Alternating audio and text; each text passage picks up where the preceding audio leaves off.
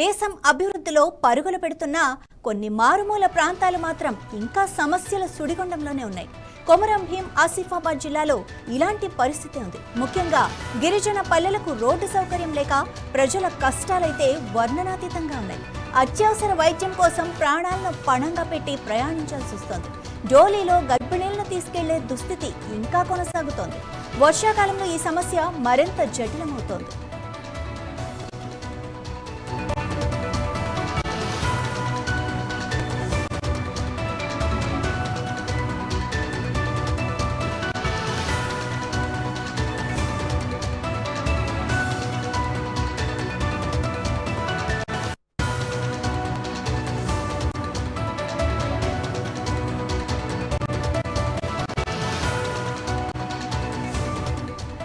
కెరమిరి మండలం దేవాపూర్ గ్రామ పంచాయతీ పరిధిలోని కొలంగూడ ప్రజలు వర్షాకాలంలో నరకయాతన అనుభవిస్తున్నారు.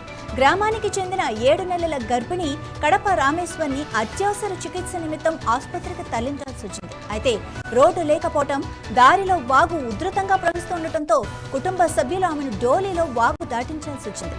అక్కడి నుంచి ఆటోలో కరిమరి ప్రైమరీ హెల్త్ కేర్ సెంటర్కు తీసుకెళ్లారు.